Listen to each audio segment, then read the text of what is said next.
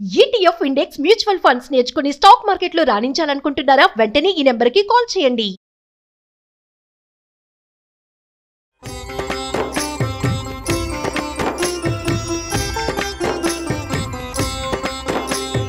నమస్కారం.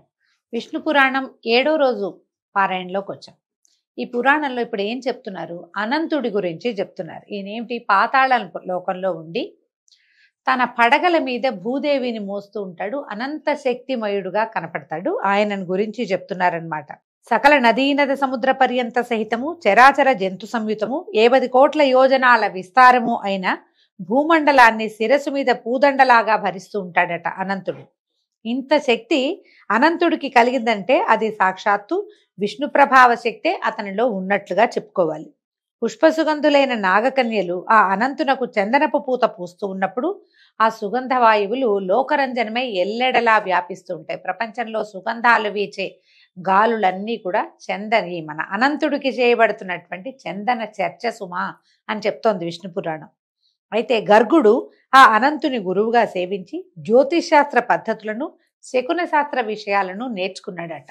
ఈ పాతాళానికి కింద పుణ్యమంటే ఏమిటో తెలియరానివైనా యమునకు సంబంధించిన యమునికి యమధర్మరాజుకు సంబంధించినటువంటి ఘోరమైన నరకాలు ఉన్నాయట. అవి చాలా రకాలుగా ఉంటాయి. రౌరవము, సూకరము, రోదనము, తాళము, మహాజ్వాలము, తప్తకుంభము, అసిపత్రము మొదలైనవట. వాటిలో యమకింకరుల భీకర ధ్వనులు, పాపకర్ముల రోదనాలు వినిపించేవిగా ఉంటాయి. అదే శబ్దాలు వినిపిస్తాయి. పక్షపాతంతో ధర్మానికి విరుద్ధంగా కూడా సాక్ష్యం చెప్పే దుర్బుద్ధులు రౌరవానికి వెళ్తారు. రౌరవం అనే నరకంలో ఉంటారట. గురువును, ఆవును, పసిపాపను హింసించిన వారు, సంహరించిన వారు రోధమనే నరకానికి చేరతారు.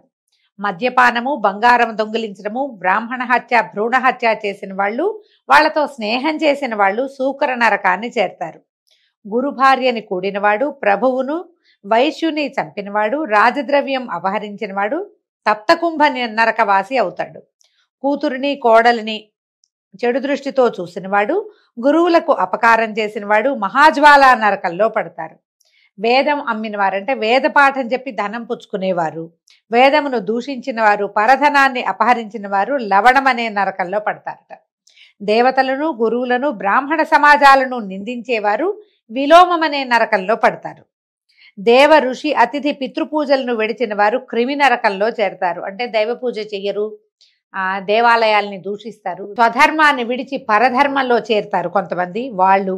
తర్వాత ఋషి పూజన చేయని వాళ్ళు. ఋషి పూజన చేయని వాళ్ళలో మనకి ఇప్పుడు ఋషులు ఎవరు కనపడతారండి? మనకి కనపడే ఋషులు ఎవరంటే కాస్త మనలాగా మంచి వాక్యాలు చెప్పే వాళ్ళని అనుకుందాం. వీళ్ళని ఋషులు అనడానికి ప్రవచనకర్తల్ని ఋషులు అనకూడదు. కానీ ప్రవచనం దేని నుంచి చెప్పబడుతుందో ఇవి మనకి ఋషి వాక్యాలు. ఏమిటి? గ్రంథాలు, పురాణాలని తప్పుదోవ పట్టించడము, వాటికి తప్పు అర్థాలు చెప్పటము, విపరీత అర్థాలు తీయటము, ప్రశ్నించటము, పురాణాది విషయకంగా తర్కానికి దిగటము, ఇవన్నీ కూడా పాపాల్లోకే వస్తాయండి. పురాణాల్లోంచి విషయం తీసుకోవాలి, ప్రశ్నించి సమాధానం తీసుకోవాలి, కానీ కుతర్కం కూడదు. అదంతా పాపంగానే పరిణమిస్తుంది. అతిథి, పితృపూజలను విడిచిన వారు అంటే తాత తండ్రులకి తద్దినాలు అవి పెట్టని వాళ్ళు కూడా, నాకు అలవాట్లేదు, నాకు నమ్మకం లేదు లాంటి భావాల్లో వెళ్తే వీళ్ళంతా అక్కడ చేరతారట. నమ్మకం లేకపోయినా మనకు తెలియని విషయాన్ని నమ్మని వాళ్ళు ఇప్పుడు చాలా మంది చేరారండి ఈ కాలంలో. మనకు తెలియదు, మనం చూడలేదు కాబట్టి నమ్మమని. మనకు తెలియకపోయినా చూడకపోయినా ఎంతో ప్రపంచం ఉంది. పద్ధతి ప్రకారం వెళ్తే ఏ సమస్య ఉండదు. ఇలాంటి వాళ్ళంతా క్రిమినరకంలో చేరతారు. అపవిత్ర దానం పట్టినవాడు, మృష్టాన్నం ఇతరులకు పెట్టక తానే భుజించేవాడు, ఉప్పు, బెల్లము, పాలు, నెయ్యి, మాంసము, తిలలు, తైలము, తేనె, చల్ల, పెరుగు వర్తకం చేసేటువంటి బ్రాహ్మణుడు, పిల్లిని, కోడిని, కుక్కను, మేకను, గొర్రెను పెంచేవాడు, భూతదయ లేనివాడు అయినటువంటి బ్రాహ్మణుడు అధోముఖం అనే నరకంలో పడతాడు. ఈయన లెక్క ప్రకారం అండి, పిల్లులు, కోళ్ళు, కుక్కలు వీటిని బ్రాహ్మణులలో పెంచకూడదట, పనికిరాదని చెప్తున్నారు. పురాణాన్ని కొంత మటుకు తప్పకుండా తీసుకోవాలండి. మరి ఏం చేస్తాం, ఈ కాలం మారింది కదా, పాతకాలపు పద్ధతి. ఎంత చేయగలిగితే అంత చేసుకోవాలి.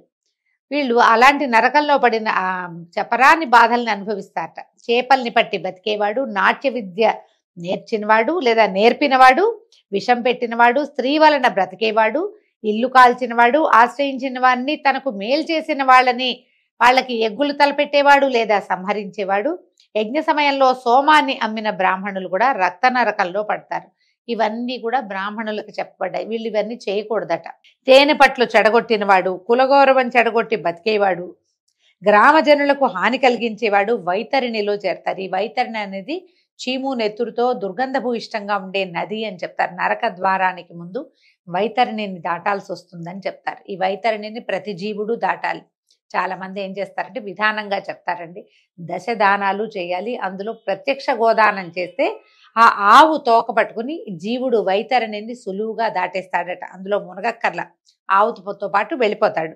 అందుకని పెద్దవాళ్ళు దశదానాలు చేయాలని, ప్రత్యక్ష గోదానం విశేషంగా మంచిదని చెప్తారు. ఈ కాలంలో ఏంటంటే తమ సంతానం మీద నమ్మకం లేకపోతే వాళ్ళకి అవకాశం లేదని భావించో, మనం జీవించి ఉండగానే గోదానం చేసుకుందామని భావించి పెద్దవాళ్ళు చాలా మంది ఇవాళ రేపు గోదానం చేస్తున్న వాళ్ళు కనపడతారు. ఆ గోవు వల్ల తమ నరక ద్వారాలని సులువుగా తరిస్తామని నమ్ముతారు. గొర్రెలను పెంచి చంపి వాటి మాంసం అమ్మి జీవించేవాడు, వేటాడి సాధు జంతువులు సంహరించేవాళ్ళు కూడా అగ్నిజ్వాల నరకంలో పడతారు. వ్రతలోపం చేసిన వాళ్ళు, తన కులాచారాన్ని విడిచినవాడు, వంట వండి ముందు తానే భుజించిన వాడు సందంశం అనే నరకంలో కింకర శిక్షలు అనుభవిస్తారట. పగలు నిద్రించే బ్రహ్మచారి, మిత్రఘాతకుడు, కుకమాక మాంస భక్షకులైన వారు నరక బాధలు పొందుతారు. ఇంకా ఇలాంటివి పాపకర్ములను ఏడిపించే నరక భేదాలు చాలా ఉన్నాయట. పాపాలకు తగిన నరకాలున్నాయి. హెచ్చు తక్కువ లేక పాపాత్ములందరికీ అక్కడ శిక్షలు పడుతూ ఉంటాయి. నరకంలో ఉన్నవారు దేవతలను తలెత్తి చూడలేరు. అలాగే దేవతలు కూడా ఆ పాపులను తలలు వంచుకుని అసహ్యంగా చూస్తారట. తలొంచి చూస్తారు. తలొంచి అంటే చూడరని అర్థం. ఇంకా పుణ్యాత్ములు స్వర్గానికి వెళ్ళి సుఖంగా జీవిస్తున్నట్టుగా పాపాత్ములు నరకానికి వెళ్ళి కష్టాలు చుట్టుకొని ఏడుస్తూ ఉంటారు. దీనంతటికీ సారాన్ని చెప్తున్నారు చూడండి. మనసుకి సంతోషం కలగటం స్వర్గం, దుఃఖం కలగటం నరకం. మేలు స్వర్గం, కీడు నరకం. ఇంతే. ఏదో మనుషుల వల్ల 1,00,000 అవుతూ ఉంటాయి తప్పులు పొరపాట్లు. ఈ చేసిన పాపాలకి తగిన ప్రాయశ్చిత్త కర్మ చేయని వారు నరకయాతనలు అనుభవించక తప్పదు. స్వయంభూవాదులైన మనువులు, స్వయంభూవుడు మొదలైనటువంటి మనువులు, మహామునులు మనుషుల పాపాలకు తగిన ప్రాయశ్చిత్తాలని లోకోపకారకాలుగా చెప్పారు. ఆ విధులను లోకానికి ఉపకారం అన్నమాట. మనం ఏదో పొరపాటు చేసాము, దానికి ప్రాయశ్చిత్తం చేసుకోవచ్చు, చెయ్యాలన్నమాట. ఆ విధులు నిర్వహిస్తే వీళ్ళకి పాపాలు పోతాయి, పుణ్యలోక నివాస సుఖం కూడా కలుగుతుందట. ఇంకొక విశేషం చెప్తున్నారు. ఆ మనువులు మునులు చెప్పని పాప ప్రాయశ్చిత్తం ఏంటంటే శ్రీమన్నారాయణ నామస్మరణం. దానిని నిశ్చల మనస్సుతో చేసిన వారికి ఎలాంటి పాపమైనా ఇట్టే నిశ్శేషంగా ఎగిరిపోతుంది. మనం కార్తీక పురాణంలో కూడా ఇలా వింటామండి.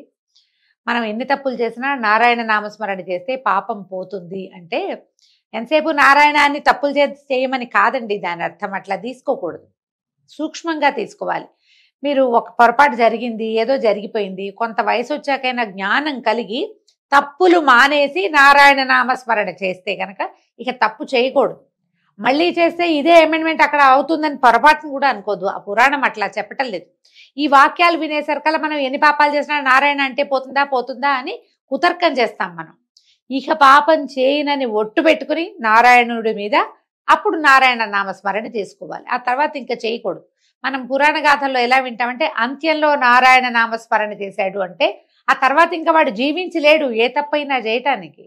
ఏం చేయకపోవటం వల్ల ఇంకా వాడికి ఆ స్వర్గ సుఖమో లేకపోతే నారాయణ సాయుధ్యమో విష్ణు సాయుధ్యమో లభించిందని చెప్తారు. మనం ఒక్కసారి ప్రామిస్ చేసుకుని ఇంకా నేను ఈ పొరపాటు చెయ్యను, జీవితంలో తప్పులు చేయకుండా ఉంటానని భగవన్నామ స్మరణలోకి దిగిన వాడికి పాత పాపాలేవి అతన్ని వెంట రావు. నువ్వు మళ్ళీ చేస్తే చేసిన పుణ్యం కూడా పోతుంది, నారాయణ నామస్మరణ కూడా ఎగిరిపోతుంది. ఏ వ్రతాలు, పూజలు, జపాలు, తపాలు, ఆరాధనలు, దాన ధర్మాలు చేసినా కూడా పోని పాపము అచ్యుత గోవింద హరే ముకుంద నమస్తే అని మనసా వాచ శ్రీహరి ధ్యాన స్మరణ గనక చేస్తే రూపు మాసిపోతుంది. జన్మాంతమందు పరమపద ప్రాప్తి కలుగుతుంది, పునర్జన్మ మరి కలుగదు. వాసుదేవనామం భక్తి బీజం. దానిని నిశ్చల మనస్కుడై రేయింబవళ్ళు భజించేవాడు విష్ణులోక వాసుడవుతాడు గాని నరకము చేరడు, చూడడు కూడా. వాడికి ఏ పాపం కూడా అంటదట. కోపం పాపానికి, శాంతమేమో పుణ్యానికి మూలాలు. దుఃఖము సుఖము వాటి వల్లే కలుగుతాయి. ఈ పాపాన్ని రూపమాపి సుఖాన్ని కలిగించేదే జ్ఞానం. దానికి మూలమే హరినామ సంకీర్తనం అని చెప్పగా విని శిష్యుడైన మైత్రేయుడు ఇట్లా అడిగాడట, గురుదేవా భువర్లోకాదులకు సంబంధించిన కథలు చెప్పు, మిగిలిన లోకాల గురించి చెప్పమన్నారు. ఇప్పుడు చెప్తున్నాడు ఈయన. మైత్రేయ, ఇది చాలా శ్రద్ధగా వినవలసిన విషయము. సూర్యచంద్రుల కాంతులతోటి కళకళ్లాడుతూ సాగర కుల పర్వత ద్వీపాలతో ఒప్పుతోంది ఈ భూమి. ఈ భూమి ఎంత విరివి కలదో గగనం కూడా అంతే పరిమాణం. అంటే భూమి ఎంత పెద్దదో ఆకాశం కూడా అంత ఉంటుందట. ఈ రెండిటికి హద్దులు లేవు. లోకాలు ఎంత పెద్దవో చెప్తున్నారండి. భూమండలానికి 1,00,000 యోజనాల పైన ఉంటుంది సూర్యమండలం. అలాగే చంద్రమండలం కూడా అంత దూరంలోనే ఉంటుంది. చంద్రమండలానికి అన్ని యోజనాల దూరంలో నక్షత్ర మండలం, దానికి 2,00,000 యోజనాల దూరంలో బుధమండలం, దానికి అంతే దూరంలో శుక్రమండలం, దానికి అంతే ప్రమాణంలో అంగారక మండలం, దానికి 2,00,000 యోజనాల దూరంలో బృహస్పతి మండలం, దానికి అంతే దూరాన శనేశ్వర మండలం, దానికి 1,000,000 యోజనాల దూరాన సప్తర్షి మండలం, దానికి అంతే దూరంలో ధ్రువ మండలం ఉన్నాయి. ఆ ధ్రువుడికి జ్యోతిష్ చక్రం ఎలా ఉంటుందంటే అదంతా అంగవిభూషంగా కనపడుతుంది. ఆ ధ్రువ మండలానికి 1,000,000 యోజనాల పైన మహర్లోకం ఉందట. దానిపైన 2 పైన జనర్లోకం, తర్వాత కల్పాంత వాసులైన దాంట్లో ఈ జనోలోకంలో ఈ కల్పాంతం వరకు జీవించి ఉండేటువంటి సనకాది యోగులు ఉంటారట. దానికి 4 దూరంలో తపోలోకం ఉంటుందట. దానికి 4 పైన సత్యలోకం. ఈ సత్యలోకంలో ఉండేటువంటి మహాత్ములు పునర్జన్మ బాధ ఉండదు, వాళ్ళకి మళ్ళీ పుట్టరు. వాళ్ళు హాయిగా సత్యలోకంలో బ్రహ్మదేవుడితో పాటు హాయిగా ఉంటారు. అడుగుల చేత నడవదగింది మేదిని, అదే భూలోకం. భూమి నుంచి సూర్యమండలం వరకు ఉన్నది భువర్లోకం. సూర్యమండలం నుంచి పైన ధ్రువమండలం దాకా ఉండేది స్వర్లోకం. ఆ ఈ భువము స్వర్లోకము కల్పితాలు. అయితే జనలోకము, తపలోకము, సత్యలోకాలు కల్పితాలు కావు. ఈ లోకాలన్నీ కొంచెం కథ విచిత్రంగా ఉంటాయండి. మనకు అర్థం అవ్వవు, మనం తెలుసుకోలేకపోతాం కదా. కాకపోతే పురాణంలో ఉన్నది కాబట్టి మనం శాస్త్రంగా చెప్పుకుంటున్నాం అంతే. అయితే జన తపస్సత్య లోకాలు కల్పితాలు కావు. ఈ 6ంటికి నడువనున్నది మహర్లోకం. ఇది కల్పాంత సమయంలో, అంటే మన ప్రపంచం అంతా జలమయం అయిపోతుంది, విష్ణుమూర్తి వటపత్ర సాయిగా వస్తాడు అని చెప్పుకుంటాం కదా. అప్పటికి కొంత నశిస్తాయిట, కొంతే స్థిరంగా ఉంటుందట. ఇట్లా చరాచర భూతకోటితోటి 14 లోకాల బ్రహ్మాండము వెలగపండులాగా ఉంటుందట. మొత్తం గుండ్రంగా ఉంటుంది అని చెప్తున్నారు. బ్రహ్మాండానికి వెలుపల బహువిస్తారంగా జలం చుట్టి ఉంటుంది. ఈ బ్రహ్మాండం మొత్తానికి చుట్టూతా జలం ఉంది. మనకు కూడా తెలుసు, అది మనం సోషల్ పాఠాల్లో చెప్తుంటారు కదా. ఈ దానికి 4 ఎక్కువగా అనలం ఉంటుందట. ఈ జలం తర్వాత అంతా అగ్ని, తర్వాత దాని వెలుపల మహావాయువు, దానికి 10 ఎక్కువగా ఆకాశము. ఇట్లా పంచభూతాలు ఒకదాన్ని చుట్టుకుని ఒకటి ఉంటాయి. ఇది వీటి స్థితే అట్లా ఉంటుంది. దీన్నే పృథివీ తేజో వాయుర ఆకాశాలుగా చెప్తారు. అంటే పంచభూతాలు అన్నమాట.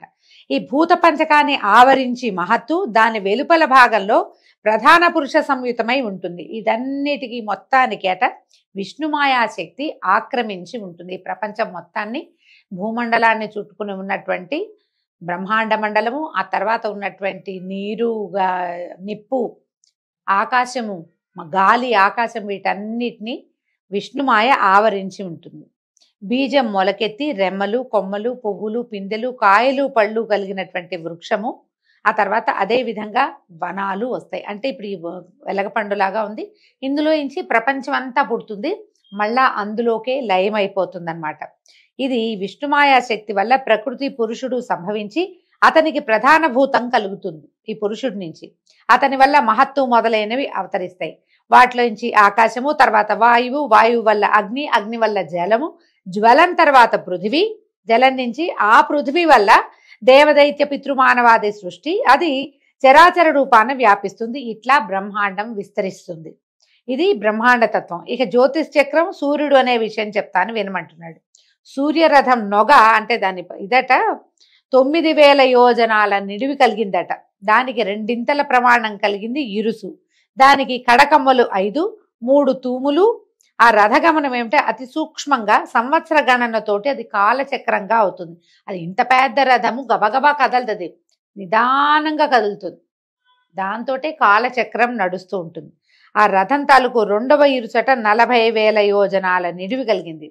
3వ ఇరుసు 25,000 యోజనాలు పరిమాణం కలిగింది. వర్ష శీత ఉష్ణములు వరుసగా ఆ 3 ఇరుసులకి కుంచాలకి సంబంధించి వక్రగమనంతో కలుగుతుంటాయి. సూర్యచక్రం తిరుగుతూ ఉంటేనే కదా మనకి ఋతుచక్రం కదులుతుంది. సంవత్సరానికి 6 ఋతువులు, ఈ ఒక్కొక్క ఋతువుకి 2 నెలలు నిదానంగా తిరుగుతూ దీన్ని ఈ ఋతువులని తయారు చేస్తుంది అనమాట. సూర్యుడు కదులుతూ ఉంటే కదండి, చూడండి నిన్నటి దాకా చల్లేదు ఏం లేదు, ఏదో సుమారుగా ఉంది. సూర్యుడు ధనుసులోకి ప్రవేశించగానే ఒక్క పూటలో మంచు వచ్చేసింది. ఒకటే పూట, నిన్న లేదు ఇంత, తెల్లవారేసరికల్లా వచ్చేస్తుంది. మళ్ళా చూడండి, మకర సంక్రమణం అయ్యాక కొన్ని చోట్ల సుమారుగా ఉంటుంది. తర్వాత సంక్రమణం వచ్చేసరికల్లా మాఘం రాగానే మనకి ఎండ మొదలైపోతుంది, ఋతువు మారిపోతుంది. ప్రత్యేకంగా కనపడతాయి ఇవి. ఇదిగో తర్వాత 50,000 యోజనాలైనటువంటి బండి కాడికి వలపల ఇరుసు వలపల ధ్రువునకు ఆకట్టుగా ఉంటాయి. ముందు వెనక అన్నమాట. కాడికి ఎడంవైపు గాయత్రి, బృహతి, ఉష్ణిక్కు, జగతి, త్రిష్టుప్పు, అనుష్టుప్పు, పంక్తి అనేటువంటి 7 ఛందస్సులు 7 గుర్రాలుగా ఉంటాయి. ఛందస్సులే మన సూర్యుడికి గుర్రాలుగా ఉంటాయట. అలాంటి రథచక్రం మానసోత్తర శైలం మీద తిరుగుతూ ఉంటుంది. ఏకచక్రమే ఉంది అంటారు ఆయనకి, ఒకటే చక్రం ఉంది కదా రథానికి.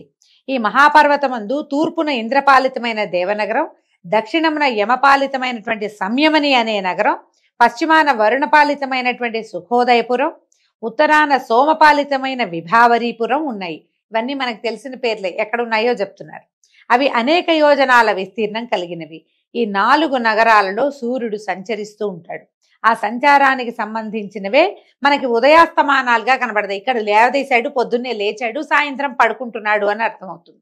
ఆయన ఎక్కడ తిరుగుతున్నాడు అంటే ఈ పర్వతం మీద అటు ఇటు తిరుగుతూ ఉంటాడట. ఆ సంచారానికి తర్వాత సూర్యుడు జ్యోతిష్ చక్రంతో కలిసి 30 ముహూర్తాలు గడవగా అస్తమిస్తాడు, సాయంకాలం అన్నమాట. ఆ సూర్యుడు భాసిస్తున్న ప్రదేశం పగలుగా, ఆ కిరణ ప్రసారం లేని చోట రాత్రిగా ఉంటాయి. ఆయన ఎక్కడున్నాడో అది పగలు. ఇప్పుడు మన దగ్గర ఉన్నాడు, మనం పగట్లో ఉన్నాం. రెండో పక్కకి తిరగంగానే రాత్రి అయిపోతుంది. సూర్య సంచారం ఇంద్రనగరంలో ప్రభాతం, యమనగరంలో మధ్యాహ్నం, వరుణపురాన సాయం సమయం, సోమనగరాన మధ్యరాత్రాన్ని కలిగిస్తుంది. ఆ సూర్యుడు కనిపించేది తూర్పు, కనిపించనిది పడమర అని గ్రహించాలి. ఇది భూలోకవాసులకి, మనకన్నమాట. సూర్యుడు కనిపించే దిక్కేమో తూర్పు దిక్కు. మనకు తెలుసు కదా, తూర్పు తిరిగి దండం పెడతాం. తూర్పు తిరిగి దండం పెడితేనే సూర్యుడి అనుగ్రహం కలుగుతుంది, ఆరోగ్యం కలుగుతుంది. ఏ పనికైనా సమాధానం లభించేది సూర్యుడి వైపు చూస్తేనే. పడమరేమిటి, సాయంకాలం అయ్యేసరికల్లా ఎర్రగా అవుతుంది, ఒక గంట గడిచేసరికల్లా వెళ్ళిపోతాడు. కానీ పొద్దుటించి చాలాసేపు సూర్యుడు తూర్పు మీద ఉంటాడు. సూర్యుడు మకర రాశి ప్రవేశం మొదలు మిథునం వరకు జరిగే సమయాన్ని ఉత్తరాయణం అంటాం. కటక రాశి నుంచి ధనురాశి వరకు జరిగేటటువంటి సంచారాన్ని దక్షిణాయనం అని లెక్క. మానవ లోకానికి ఉత్తరాన ఉన్న ఆ మేరు శిఖరాన బ్రహ్మసభ ఉంది. సూర్యుడు దానికి ఏం చేస్తాడు, ప్రదక్షిణ గతిగా తిరుగుతాడట. మేరుం ప్రదక్షిణీ కుర్వాణం అని చెప్తాం. ఈ సత్యనారాయణ వ్రతం చేసేటప్పుడు, మండపారాధన చేసినప్పుడు నవగ్రహాలన్నిటినీ వాటి స్థానాల్లో ఒక తమలపాకు పెట్టండి, దాంట్లో ఒక వక్క, ఒక తర్వాత ఒక ఖర్జూరం, ఒక రూపాయి కాసు, ఓ పువ్వు, అక్షింతలు పెట్టి సమర్పిస్తారు. ఆ మంత్రాలు మీరు శ్రద్ధగా వింటే వినపడుతుంది. మేరుం ప్రదక్షిణీ కుర్వాణం అని. ప్రదక్షిణగా తిరుగుతాడు, మేరు పర్వతానికి ప్రదక్షిణగా తిరుగుతాడు సూర్యుడు. ఆ వాక్యం ఇక్కడ చెప్తున్నారు. ప్రదక్షిణ గతిలో సవాహనం సశక్తిం పత్నీపుత్ర పరివార సమేతం సూర్యగ్రహం ఆవాహయామి, స్థాపయామి, పూజయామి అని ఈ మంత్రం చెప్తారు. మీరు శ్రద్ధగా విని అటు ఇటు పనులలోకి వెళ్ళిపోకుండా కనుక వింటే ఏ గ్రహం మేరుకి ఎలా తిరుగుతుందో, ఎక్కడ ఉన్నారో, సూర్యగ్రహానికి తూర్పున ఎవరున్నారు, పడమటిన ఎవరున్నారు మనకి క్లియర్గా తెలుస్తుందండి. అదే మనం ఇక్కడ వింటున్నాం అంతే. ప్రదక్షిణగా తిరుగుతాడు. ఆ సంచారం పైన జరుగుతున్నప్పుడు, పైన జరుగుతుంటే ఉత్తరాయణము, కింద జరుగుతుంటే దక్షిణాయనము అంటారు. దాన్నే మనం ఏం చెప్పుకుంటున్నాము, ఈ మకర సంక్రాంతి నుంచి ఆషాఢం వరకు, మిథునం వరకు జరిగేది ఉత్తరాయణం అని, జ్యేష్ఠమాసం దాకా. అక్కడి నుంచి మొదలుపెట్టి మళ్ళా సంక్రాంతి దాకా జరిగేది దక్షిణాయనం అని చెప్తాం. ఉత్తరాయణ పుణ్యకాలం ఎప్పుడు వస్తుంది, మకర సంక్రమణ సంక్రాంతి పండగ రోజు నుంచి వస్తుంది. సూర్యుడి యొక్క కదలికల్ని బట్టే ఇవి మనకి క్లియర్గా కనపడతాయి. 6 నెలలు దేవతల నిద్రాకాలము, 6 నెలలు దేవతల మెలకువ కాలము అని చెప్పబడేది సూర్య గతి వల్లే కుదురుతుంది. అది మళ్ళీ ఇందులో ఇంకో లెక్క ఉందండి. ఈ ఉత్తరాయణానికి పగళ్ళు ఎక్కువ, రాత్రులు తక్కువ. దక్షిణాయనానికి అది మార్పుగా ఉంటుంది. రాత్రి పగళ్లలో తేడా. ఇప్పుడైతే మరీ కనపడుతుంది. తెల్లారి 5ంటికి నిద్రలేచిన అంటే 9 అయిపోతుంది. సాయంత్రం 4 నుంచి ఇక సమయమే గడవదు. సమయం గడిచినట్టు ఉండదు. పగలైపోయి రాత్రిలోకి ప్రవేశిస్తుంది. ఆ రాత్రి గడిచినట్టుగా ఉండదన్నమాట. సూర్యుడు మేషరాశి తులారాశుల్లో ఉన్నప్పుడు వాటికి విషువత్పుణ్యకాలములని వ్యవహారం. ఆ కాలంలో పగలు రాత్రి సమానంగా ఉంటాయి. అయితే అహోరాత్రముల 30 ముహూర్తాలను 12 రాశులను ప్రవర్తించడం కనపడుతుంది. ఒక్కొక్క రాశి యందు 2 నక్షత్రాలు, ఒక్కొక్క పాదం లెక్కన 27 నక్షత్రాల్లోనూ సక్రమంగా ప్రవర్తిస్తాడు. ఈ 2 చోట్ల విషువత్పుణ్య కాలాల్లో మాత్రమే అన్నమాట. అది ఎప్పుడు మేషరాశిలోను, తులారాశిలో.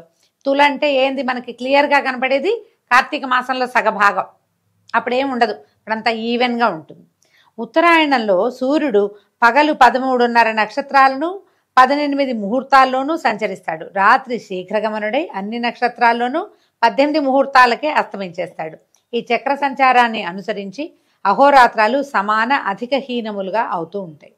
కుమ్మరి సారె వలె కాలచక్రం వడిగా తిరిగేటప్పుడు దాని నడుమన సూర్యుడు మందగమనుడై తిరుగుతూ నభస్థలమున వెలుగు కలిగించి, నభస్థలం అంటే ఆకాశం అండి, మేరుగురి చుట్టూతా ప్రదక్షిణ చేస్తాడు. ఇలా వడిగా కాలచక్రం తిరుగుతూ ఉంటే గనక ధ్రువుడు అంటే ధ్రువ నక్షత్రం అని చెప్పుకున్నాం, మన ముందు కాథల్లో వచ్చాడు కదా, అతను మందగమనుడుగా ఉంటాడట. ఈ విధంగా కాలాత్ముడైన సూర్యుడు కనిపించడము కనిపించకపోవటం వల్ల పగలు రాత్రి వ్యుష్టి ఉష అనే సంజ్ఞలు కలవి అవుతాయి. వాటి మధ్యకాలాన్ని సంధ్యాకాలం అని చెప్తారు, సాయం సంధ్య అని చెప్తారు. ప్రత్యేకంగా మధ్యకాలాన్ని సంధ్య అంటారు. సూర్య తేజస్సు రాత్రులందు అగ్నికి చేరుతుంది. పగటిపూట అతని నుంచి మళ్ళీ సూర్యుడికి సంక్రమిస్తుంది. కాబట్టి సూర్యుడు పగలు తేజోమూర్తి కాగా రాత్రి అగ్ని దివ్య ప్రభతోటి కనిపిస్తాడు. అందుకని చూడండి, చిన్న దీపం పెట్టినా ఇల్లంతా కాంతి వస్తుంది. ఎందుకంటే సూర్యుడి తాలూకు ప్రభ అగ్నిలో ప్రవేశించడం వల్లే అని విష్ణు పురాణం ప్రత్యేకంగా తెలియజేస్తుంది. మనం ఏమనుకుంటాం అంటే చుట్టూతా చీకటి ఉంది కాబట్టి ఈ చిన్న దివ్య బాగా వెలుగుతోంది అని చెప్పుకుంటాం. కానీ పురాణం అట్లా చెప్పట్ల. రాత్రిపూట అగ్నికే ఈ సూర్యదీప్తి కలుస్తుంది కాబట్టి బాగా కనపడతాడు అంటున్నారు. ఉదయ సంధ్యా సమయాలలో సూర్య తేజస్సు నీళ్లలో ప్రవేశించి ఆకాశం మీదే ప్రతిఫలిస్తుంది. ఆ విధంగా ప్రభాత సాయంకాలాలు అరుణరాగాలు అవుతాయి. దీనివల్లే పొద్దున్నే ఆకాశం ఎర్రగా కనపడుతుంది, మళ్ళీ సాయంకాలాలు కూడా అదే ఎరుపు కనిపిస్తుంది. చూడండి, ఈ సంధ్యాకాలములందు మందేహులనే రాక్షసులు సూర్యమండలాన్ని భక్షించడానికి మూగుతారట. మందేహులు అని చెప్తారు. సాయంకాలం ఉదయము ఇట్లా వచ్చేస్తారట వాళ్ళు. ఆ సమయమందు బ్రాహ్మణులు వైదిక పద్ధతిని ఓంకారపూర్వకంగా గాయత్రిని జపించి భక్తితో అర్ఘ్యం ఇవ్వాలి. ఆ నీరు వజ్రరూపమై ఆ రాకాశ మూకలను జడగొట్టుతూ సూర్యునకు తేజస్సుని కలిగిస్తుంది. ఈ విధంగా ప్రతిదినము ఆ రాక్షసులకు అగ్నిహోత్ర ప్రాణాహుతులతోటి హాని కలుగుతూ సూర్యునకు సహజమైన తేజస్సు సంఘటితం అవుతూ ఉంటుంది. ఆ తేజస్సు భువన జీవనానికి ఆధారం అవుతుంది. కనుక బ్రాహ్మణులు సంధ్యావిధులు ఆ కాలంలందు తప్పక చేస్తూ ఉండాలి. ఉభయ సంధ్యలందు అగ్నిహోత్ర విధిని నిర్వహించాలి. దీనికి వివరం ఒకటి చెప్పుకుందామండి. కాలానుసారంగా సంధ్యోపాసన చేయక అగ్నిహోత్ర విధిని ఆచరింపక ప్రవర్తించే బ్రాహ్మణుడు ఎంత యోగ్యుడైనా సూర్యద్రోహి అవుతాడు. ఈ విధంగా సూర్యుడు వైఖానసాది బ్రాహ్మణుల వల్ల రక్షణ కలవాడై కాలం గడుపుతూ జగాలను పరిపాలిస్తాడు. ఆ దేవదేవుని ఉదయాదిగా 3 ముహూర్తాలు, ప్రాతస్సంగమ, మధ్యాహ్న, అపరాహ్న, సాయాహ్నాలుగా 5 విధాలుగా కాలం వ్యవహరింపబడుతుంది. ఇది వరకు పూర్వకాలాల్లోనండి తప్పకుండా బ్రాహ్మణులు ఈ విధి నిర్వహించేవాళ్ళు. వాళ్ళు ఈ విధి నిర్వహించడం కోసమే మిగిలిన వాళ్ళందరూ వాళ్ళని సేవించాలి. ఎందుకంటే అందరికీ భూమి మీద ఉన్న ప్రతి ప్రాణికి సూర్యుడు అవసరం. ఆ సూర్యుడి యొక్క తేజస్సుని పెంచగలిగే వాళ్ళు ఈ షోడశ సంస్కారాలు జరిగినటువంటి బ్రాహ్మణులే. కాబట్టి బ్రాహ్మణులను సేవించాలి అనే విధానాన్ని మనకి ముందు నుంచి అలవాటు చేశారు, చెప్పారు. అది ఇప్పుడు వాళ్ళు చేయడం తగ్గించేసుకున్నారు, మానేశారు. మనకి ఎలా ఉంటుందంటే కాలగతిలో ఈ మనం ఉన్నటువంటి ఈ యుగంలో, కలియుగంలో ఈ విధానాలు తగ్గిపోతాయి. కాబట్టి మెల్లిగా ప్రాణికోటి భూతలంలో కలిసిపోవటం అంటే మనం విలయానికి దగ్గరగా అయిపోతుంది అనమాట. ఈ కాలం ఇలా అవడానికి కారణం ఏంటంటే కాలగతి వల్లే జరుగుతుంది. మనుషులు సాయం సంధ్యాది విధులు మానేస్తారు, సంధ్యా విధులే మానేస్తారు. కనీసం ఉదయ సంధ్య చేసేవాళ్ళైనా ఇంకా కొంతమంది ఉన్నారు మనకి. వీళ్ళు ఉన్నంత కాలము ఇది నడుస్తూ ఉంటుంది. ఎప్పుడైతే వాళ్ళు చేయలేకపోతారో సూర్యుడు అశక్తుడవుతాడు, ఆటోమేటిక్గా ప్రపంచము సాగర గర్భంలో కలిసిపోతుంది. ఇదంతా పూర్వకాలం పెట్టిన విధి, ఎందుకంటే దీనికోసమనే పెట్టారనమాట. అలాగే రాత్రి కూడా 15 ముహూర్తాల పరిమాణం కలతై ఉంటుంది. ఉత్తర దక్షిణాయనాల్లో దినరాత్రాలు ఎక్కువ తక్కువగా ఉంటాయి.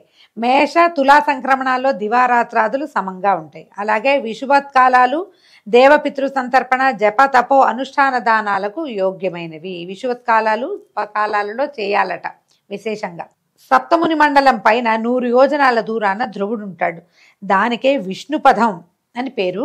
అక్కడ ఉంటారట బ్రహ్మణ్యులు అనేవాళ్ళు ఉంటారు. ఈ బ్రహ్మణ్యులు ఎవరంటే పరతత్వం తెలిసిన వాళ్ళు. అంటే దేని వల్ల ఈ బ్రహ్మాండం పుడుతోందో, దేని వల్ల నశిస్తోందో, దీన్ని నడిపేవాడెవడో అదే పరతత్వం. ఆ తత్వం తెలిసిన వాళ్ళు అక్కడ ఉంటారు. వాళ్ళు ఏం చేస్తారు? నిత్యము అష్టాక్షర జపపరాయణులై చిదానందంతో త్వం విష్ణో పరమం పదం అంటూ భక్తులు విష్ణు ధ్యాన నిమగ్నులయ్యి అక్కడ ఉంటారు. ధ్రువ మండలంలో విష్ణు పదంలో ఉంటారట. ఆ విష్ణు పదమునందు విష్ణు పాదము నుంచి భువన పావని అయిన గంగ ఉద్భవించి శివ జటాజూటాన్ని అలంకరించి సప్తముని మండలాన్ని పావనం చేసింది. అక్కడి నుంచి చంద్రమండలానికి చేరి చంద్రకిరణాల నుంచి స్రవించే అమృతంతో మెరుగెక్కి మేరుగిరికి చేరింది. అక్కడ అమరావతికి నలుదిక్కుల సీత, అలకనంద, చక్షువు, భద్ర అనే పేర్లతోటి ప్రవహించి అలకనంద శివుని జటాజూటమకుటం నుంచి భగీరథుని ప్రయత్నం చేత భూమండలానికి దిగి పాతాళాన ప్రవేశించి అక్కడ కపిలగోపాగ్ని జ్వాలలతో బూదిరాశులై ఉన్నటువంటి సగరపుత్రులను పవిత్రులను చేసింది. తర్వాత దక్షిణ సముద్రంలో గంగ కలిసిపోయింది. ఈ కథంతా మనకు తెలుసు.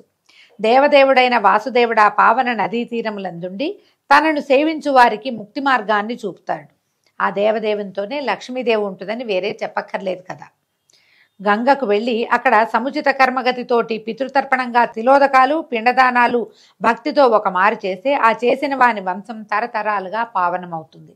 ద్వీపాంతరాల్లోనూ దేశాంతరాల్లోనూ ఉన్నవారైనా ఒక్కసారైనా మనసారా భక్తితో గంగని గనక స్మరించినట్లయితే 3 జన్మల్లో చేసిన పాపాలు తుడిచిపెట్టుకుపోతాయి. ప్రభాత కాలంలో గంగానది గంగానది గంగానది అని గంగానామస్మరణ చేస్తే శుభాలు కలుగుతాయి. పొద్దున్నే అన్నమాట, పొద్దున్నే గంగానామస్మరణ చేయండి, చాలా మంచిది అని చెప్తారు. మనకి కార్తీక స్నానాలు అప్పుడు చెప్తారండి, మన ఇంట్లో బకెట్లో నీళ్ళతో మగ్గెత్తు నెత్తి మీద పోసుకున్న హరగంగే హరగంగే అనుకోండి, అప్పుడు ఈ నీళ్లు గంగతో సమానం అవుతాయి అంటారు. మొత్తం సంవత్సర కాలం అంతా ఉదయకాలంలో స్నానం చేసేటప్పుడు గంగా నదిని తలుచుకుంటే పవిత్రులమవుతాము. తర్వాత ఏమైనా పాపం చేయొచ్చా అలాంటి కుశంకలు మాత్రం అడగబోకండి. ఇది చెప్పబడిన వాక్యం అంతే.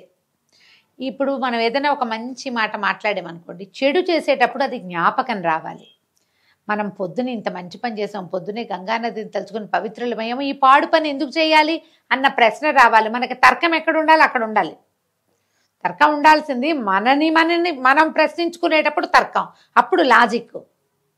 మనం ఎవరినైనా ప్రశ్నించేటప్పుడు బోల్డన్ని కుతర్కాలు వస్తాయి. మనకి సొంతానికి ప్రశ్నలు అసలు ఉండనే ఉండవు. మనం ఏది చేస్తే అదే కరెక్ట్ అనిపిస్తుంది. ఆ విధానమే మార్చుకోవాలి. మనం ఇలాంటివి వినేటప్పుడు ఏంటంటే ఇందులో కుతర్కానికి తావివ్వదు. చెప్పబడిన విధానంగా జీవించగలమేమో చూసి ప్రయత్నం చేయాలన్నదే. ఈ విధంగా లోకపావని అయిన గంగానదికి జన్మస్థానమైన విష్ణుపదమునందు ఆకాశమంతా తానే అయి హరిని ఆత్మలో ధ్యానిస్తూ శింశుమార ప్రజాపతి మకర రూపంతో ఉంటాడు. ఆ మకర పుచ్చమునందే ధ్రువుడు ఉంటాడు. శింశుమారం అంటే పైనుంచి మనకి చిన్న మొసలి పిల్లట, ఆ స్వరూపంలోనే ఉంటాడట ఆయన. ఈ శింశుమార చక్రం సూర్యచంద్రాది గ్రహాలను నక్షత్రాలను తిప్పుతూ తాను కూడా తిరుగుతుంది. అది ఇట్లా గుండ్రంగా తిరుగుతుందట. నాసా వాళ్ళు ఇలాంటి ఒక పిక్చర్ తీశారని ఆ మధ్య వచ్చిందంట. అది ఎట్లా ఉందంటే ఒక మొసలి పిల్లలాగా, దాని మూతి పొడవుగా, తోక ఇట్లా.